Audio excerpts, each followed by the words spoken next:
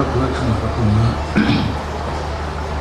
DC ബുക്സിൻ്റെ അന്താരാഷ്ട്ര പുസ്തകോത്സവത്തിൻ്റെ ഇന്നത്തെ ദിവസത്തിലെ ഒരു പ്രത്യേക പരിപാടിയിൽ ആണ് നാം ഇപ്പോൾ സംബന്ധിക്കുന്നത്. പുസ്തകപ്രകാശനം എന്ന പരിപാടി. ഈ പരിപാടിയിൽ പങ്കെടുക്കുന്ന മറ്റ് സുഹൃത്തുക്കളായ മറ്റൊരു പുസ്തകത്തിൻ്റെ കർത്താവായ ശ്രീ അബ്രഹാമിനും ആ പുസ്തകം പ്രകാശിപ്പിക്കുന്ന ബംഗാളി സാഹിത്യകാരനായ ശ്രീ പ്രബീർ ഗുഹയ്ക്കും ഇവിടെ പ്രത്യേക പ്രഭാഷണത്തിനായി എത്തിയിട്ടുള്ള എൻ്റെ സുഹൃത്ത് ഡോക്ടർ പ്രൊഫസർ തോമസ് മാത്യുവിനും ഇവിടെ കൂടിയിരിക്കുന്ന എല്ലാ ശ്രോതാക്കൾക്കും എൻ്റെ സ്നേഹപൂർവ്വമായുണ്ട്. സത്യത്തിൽ നാളെ ലളിതാംബിക അന്തർജനത്തെ പറ്റിയുള്ള അനുസ്മരണ പ്രഭാഷണത്തിനായിരുന്നു എന്നെ ആദ്യമേ ക്ഷണിച്ചത്. പക്ഷെ എനിക്ക് നാളെ ഒരു തരത്തിലും ഒഴിവാക്കാൻ വയ്യാത്ത ഒരു തിരുവനന്തപുരം പരിപാടിയുണ്ട്.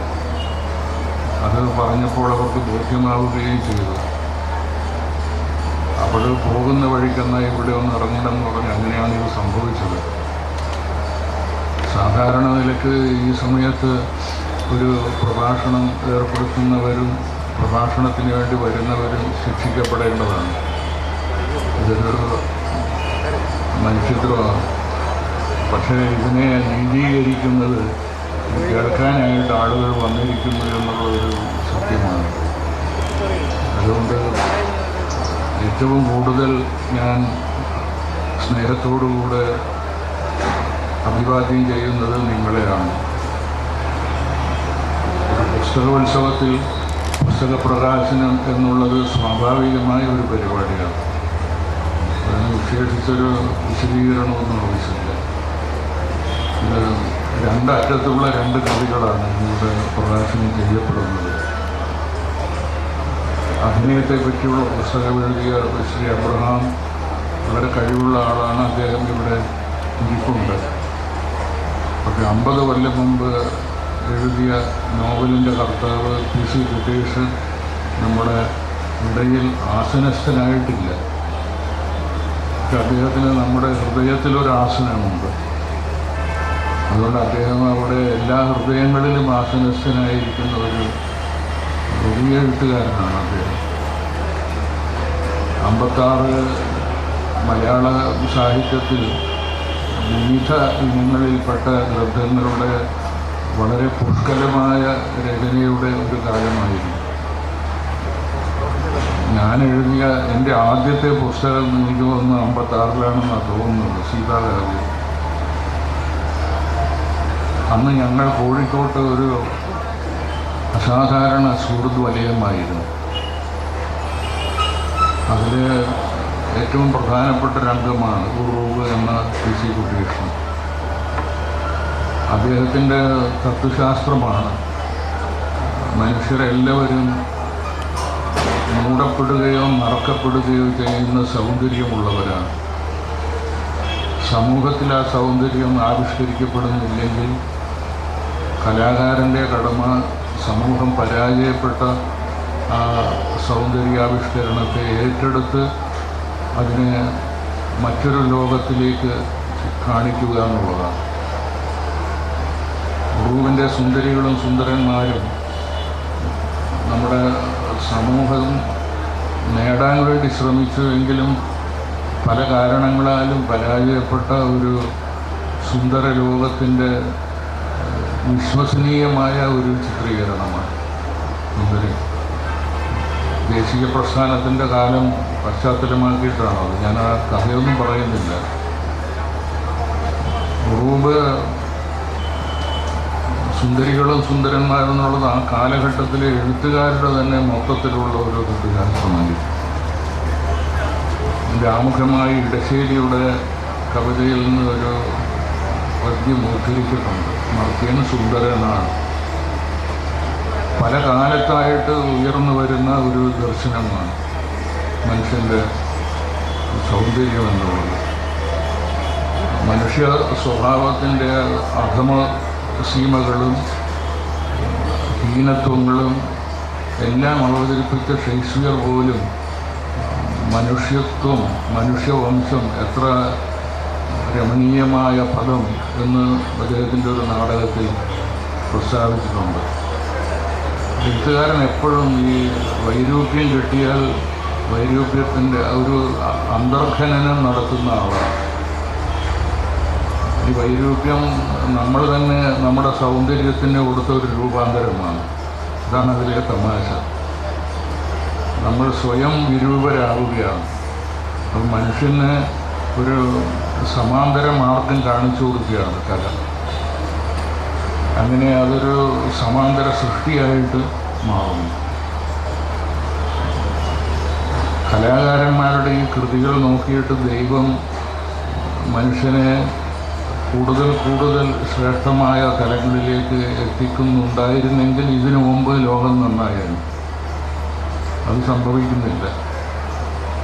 അതുകൊണ്ട് ദൈവത്തിൻ്റെ സമാന്തരമായി ദൈവത്തിന് വന്ന പിശക് ചൂണ്ടിക്കാണിച്ചുകൊണ്ടാണ് കൃതികൾ പ്രത്യക്ഷപ്പെടുന്നത്.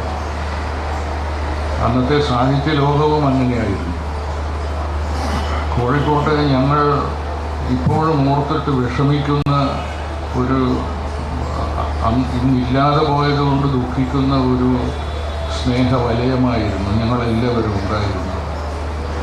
എസ് കെ പൊറ്റക്കാട്, ബഷീർ വീട്ടിലായിരിക്കും. നമ്മൾ കോഴിക്കോട്ട് അങ്ങാടിയിൽ ഇങ്ങനെ നടന്ന് വൈകുന്നേരമാകുമ്പോൾ ആരാണ് അവശേഷിക്കുന്നത് എല്ലാം കൂടെ ഞങ്ങൾ ഏതെങ്കിലും ചായപ്പീടികയിൽ പോയി ചായ കഴിച്ച് ദിവസേന അങ്ങോട്ടും ഇങ്ങോട്ടും കളിയാക്കി ഒരു തരത്തിലും ഒരു വിരോധമില്ലാത്ത ഒരു ലോകമായിരുന്നു അന്നത്തെ എഴുത്തുകാരുടെ. ഇന്ന് അത് ഉപലഭ്യമല്ലെന്ന് തോന്നുന്നു.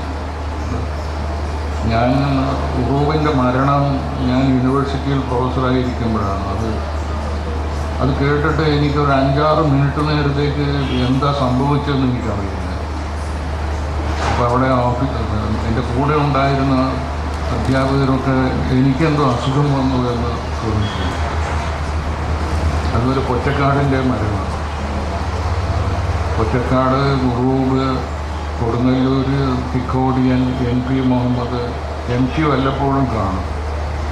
ഇപ്പോഴ് മാറി നടക്കുന്ന MGS നാരായണൻ അന്ന് ഞങ്ങളുടെ കമ്പനിയിലെ വളരെ അടുത്ത സുഹൃത്തെ. ഞാനിപ്പോഴും തായാട്ട് ശങ്കരൻ, വലിയ ആളുകളാണ്, ഒരുപാട് ആളുകൾ ഉണ്ടായിരുന്നു, ദേവനുണ്ടായിരുന്നു. അപ്പം ഞങ്ങൾ ചായ കുടിക്കുക എന്നുള്ളതാണ് ഒരു വലിയ കാര്യം. ഒരു തവണ ഞാനും ശങ്കരനും പിന്നെ MGSും കൂടെ നടന്നിട്ട് MGSനോടൊരു ചായ തരാൻ പറഞ്ഞു. അന്ന് അവൻ നിഷ്ഠുരനായിട്ട് ചായ തരാതെ ഇപ്പോഴും ഞങ്ങൾ ഓർമ്മിക്കാറുണ്ട്. പിന്നെ ഈ കാലത്ത് എല്ലാം മാറിപ്പോയി. അന്നും രാഷ്ട്രീയമുണ്ടായിരുന്നു, പക്ഷെ നമ്മുടെ ആത്മാവിലേക്ക് ഞങ്ങൾക്കും രാഷ്ട്രീയമുണ്ടായിരുന്നു. പക്ഷെ അതിൻ്റെ കൊള്ളരുതായ്മകളുടെ സ്വാധീനത്തിൽ ഞങ്ങൾ പെട്ടിരുന്നു. അന്ന് രാഷ്ട്രീയം എന്ന് പറയുന്നത് ജവഹർലാൽ നെഹ്റു ചരമമടഞ്ഞ അത്യന്ത സമീപ കാലഘട്ടമാണ്. അപ്പോഴും ആ പഴയ ശോഭയുണ്ടായി. അപ്പോൾ അങ്ങോട്ട് ആളുകളുടെ കൂട്ടത്തിൽ ഉറൂബ് എന്നെപ്പറ്റി ഞാൻ വരുന്നുണ്ടെങ്കിൽ ഒഴിച്ചു പറയുക ക്ഷുബ്ധം മാഷ് വരുന്നു എന്ന് പറയും. ഒരു കാലത്ത് കോഴിക്കോട്ട് ക്ഷുബ്ധം മാഷ് എന്ന് പറഞ്ഞാൽ സർവർക്കും അറിയാം അത് എൻ്റെ വിളിപ്പേരാണ്. അങ്ങനെ ഉറൂബിൻ്റെ വീട്ടിൽ ചെന്നിട്ട് ഇത് കേട്ടിട്ട് അങ്ങവരുടെ മക്കൾ എന്നെ അതാണ് എനിക്ക് സഹിക്കാൻ പറ്റാറില്ല. പിള്ളേരും എന്നെ ക്ഷുബ്ധം മാഷ്, അങ്ങവരുടെ ഭാര്യയും വിളിക്കാറുണ്ട്.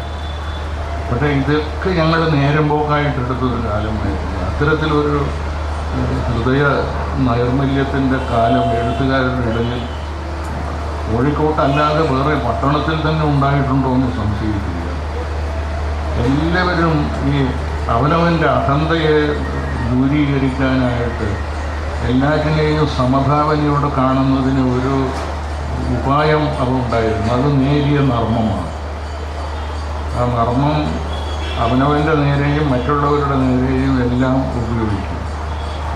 അപ്പോൾ ആ രീതിയിലുള്ള അങ്ങനെയാണ് അദ്ദേഹം ഈ സുന്ദരികളും സുന്ദരന്മാരും ആ കാലഘട്ടത്തിൻ്റെ സ്വഭാവത്തെപ്പറ്റി ഒരു ചെറിയ സംഗതി കൂടെ പറഞ്ഞ് ഇതിൻ്റെ 50 കൊല്ലം കഴിഞ്ഞിട്ട് നിൽക്കുന്നു. നമ്മുടെ മലയാള സാഹിത്യത്തിലെ ശാശ്വത സംഭാവനകളിൽ ഒന്നാണ് ഇത് എന്ന് ഒരു നൂറ്റാണ്ടിൻ്റെ പകുതിയിലൂടെ എത്തിയിട്ട് നമ്മുടെ മുമ്പാകെ തലയുയർത്തിപ്പിടിച്ച് ഈ കൃതി ശാശ്വതികതയുടെ പരിവേഷം അണിഞ്ഞതായിട്ട് ഭാവിക്കുന്നത് പോലെ എനിക്ക് തോന്നുന്നു.